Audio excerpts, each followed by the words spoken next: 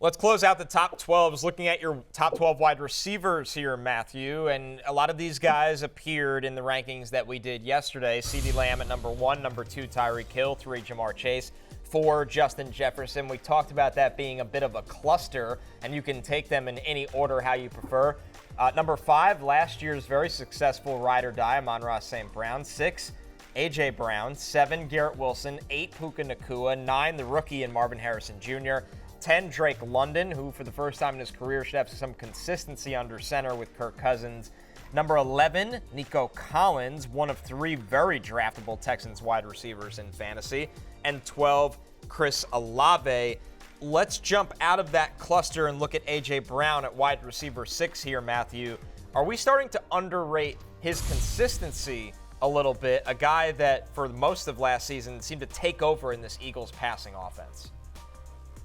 Yeah, I mean, obviously career highs in targets and receptions last year. I think you hit the nail on the head there, Connor. It's the consistency, right? He had at least 14 fantasy points in 75% of his games. 12 of the 16 games A.J. Brown played last year, he had at least 14 points. So just week in, week out, that kind of high-level consistency from a wide receiver you don't really see, and you didn't really expect it from A.J. Brown considering, the Eagles were pretty run-heavy the year before. You've got Devontae Smith. You've got Dallas Goedert there as well. Jalen Hurts is always a threat to duck it under his arm and run. So the consistency, the high-level consistency of A.J. Brown is what's so exciting for me from a fantasy perspective. And then, again, we expect the Eagles, especially under Kellen Moore, to be one of the better offenses in the NFL this year. Jay, we've talked a lot already about Puka Nacua and Cooper Kupp and the difference in ADP. With Puka, there's no denying how special of a rookie season it was. Now, his games without Cooper Kupp playing, he averaged more than 8 more points per game, like a giant difference for Puka Nacua. He was dominant without Kupp. He was very good with Kupp. Are we starting to, or notice that maybe this skewed his production too much, or do you kind of fix in, hey, Cooper Kupp doesn't play a full season, so it doesn't matter? No, I'm very concerned about the co-star of my Twitter profile picture in Puka Nacua. So here's the thing with Puka. The last 10 games of the season, he got more than 5 receptions once in the final 10 games, and he's going as the top 8 wide receiver. I think there is a very good chance that Cooper Kupp just has a better year than Puka Nacua, full stop. And Puka's dealing with a minor injury at the moment, doesn't seem like a big deal, but I'd be very concerned. I just don't think that we can just dismiss Cooper Kupp, and I think the 2021 guy who had the greatest wide receiver season of all time, arguably, perhaps we're not getting that version of Kupp, but I think we're getting a better version. And when we saw Puka alongside Kupp, even with how much the Rams threw the ball, he just wasn't getting a ton of volume. And those first 4 weeks, they seriously skew the stats. Like, just the first 2 weeks, he had 35 targets and 25 receptions. After that, his production was largely dependent on these long plays, which just aren't super sustainable. He has an 80-yard reception against the Giants in the penultimate week of the season. He has a 70-yarder against Cleveland. So I'd just be a little bit worried. Also, with the way that he plays, Connor, like, he's one of the most physical wide receivers you'll ever see. So, and he got through all of last year, but there was that injury concern that he had against Cleveland. So as much as we worry about Cooper Kupp and the soft tissue stuff, I don't think Puka Nacua is like the safest wide receiver, just the way that he plays. What do you think, Matthew? Well, I think that if I'm Puka Nacua and I've been sitting there on his Twitter profile with Jay Croucher in this, false photo where he cut all of us out, Connor, he cut me and you out, and then I hear him trashing me on national television, I'm pretty upset if I'm Puka Nacua, to be honest with you. It's the kind of, shifty sort of stuff that Jay Gunn is known for. But honestly, it's very shifty. He's a shifty Australian. Everyone knows that, it's upsetting if I'm Puka Nacua. But I don't think his point, is wrong.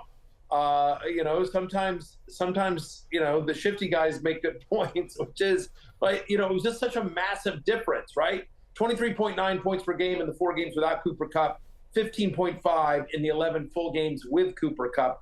That's an 8-point swing, and that's a pretty big difference. I've said this before, I'll say it again. Look, I have Nacua where I have him ranked because I do think while there is injury concern with Nacua, it's not as much as with Cooper Kupp. Second year in the league for Puka Nacua, that players always take a big leap from year 1 to year 2. So I have him ranked higher than Kupp, but at cost, I prefer Cooper Kupp this year to Puka Nacua. All right, we move down to wide receiver 12 on this list. That's Chris Olave. Now, some change here, Matthew. New offensive system should help Olave. No thoughts of Michael Thomas in the background eating into this at all. Yeah. Maybe a little bit more comfort now in New Orleans for Derek Carr. How much will Olave benefit from a new offense? Well, it can't hurt. I mean, that's for sure. It's interesting, Jay's fascination with Saints wide receivers, and yet Olave is the one that he continues to ignore. I think you mentioned Clint Kubiak, coming over from San Francisco where he was the passing game coordinator. They just use a lot of motion, which, Pete Carmichael never really did. So I think he will come in and say, okay, we got to get Olave on the move. We've got to create mismatches for our best wide receiver, our best offensive threat, obviously. Remember, this is somebody who's had over 25% target share both of his NFL seasons. He's got 19 career games with 7 or more targets. He averages 16.1 fantasy points per game. The talent on Olave is significant. Is Derek Carr the greatest quarterback? No, but I don't think he's any worse than Baker Mayfield, right? Again, we saw Devontae Adams have a big year with Derek Carr. We've seen Baker Mayfield, Mike Evans have a big year with Baker Mayfield. Do I think that Chris Olave can have a big fantasy year with Derek Carr as his quarterback? Absolutely do. And I do think Clint Kubiak being there will open that up. They have to. So he comes in at 12 for me. Jay, looking at those 12 wide receivers again, and we'll pull them up in just a second, which one are you most nervous to draft? Because it's weird. You have the cluster of the top 4, and then you kind of have this weird tier where maybe Amon-Ra St. Brown is just in his own tier. You have an upside guy like Garrett Wilson, and Marvin Harrison Jr., obviously an upside guy. He's never played in the NFL yet. Is there a guy on this list that you're like, man, I get it, the ranking, but there's also significant risk at play?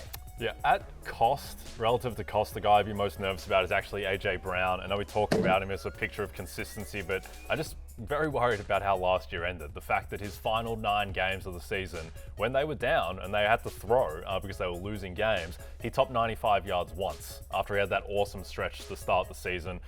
With Saquon in the mix, maybe there's more mouths to feed in Philadelphia too. So, look, I think A.J. Brown is fine. He will get a lot of targets, but just at cost, going as wide receiver 6, like some people might be taking him over Amon-Ra St. Brown. Like I think they're pretty far apart. And just straight up, I'd rather have Garrett Wilson than A.J. Brown. Matthew, who on that list for you? I think that I'm most nervous for. That's a good question. Let me think about this. I guess Puka Nacua, honestly, for me, is the guy that I'm most nervous for. Again, it's just for all the reasons we just talked about. That there's that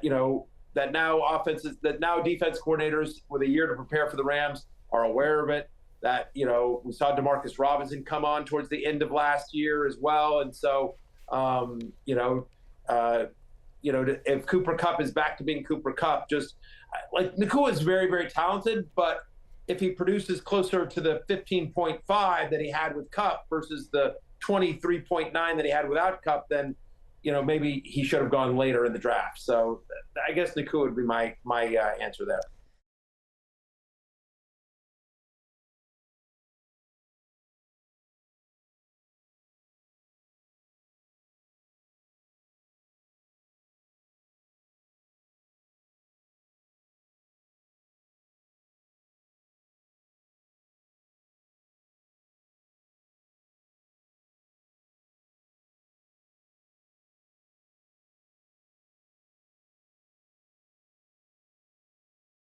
Hey, it's Matthew Berry from NBCSports.com and RotoWorld.com, and I want to thank you so much for watching whatever it is you just watched, or if nothing else, being too lazy to click out of the autoplay after this video started, after whatever it is you actually wanted to watch finished. But now that you're here, I'd like to take a moment here to ask you respectfully now, okay? I'm asking you respectfully to subscribe to the NFL on NBC YouTube channel. You'll get the latest RotoWorld fantasy news headlines, all sorts of great shows, including my own Fantasy Football Happy Hour. So go subscribe now. Again, I'm asking respectfully.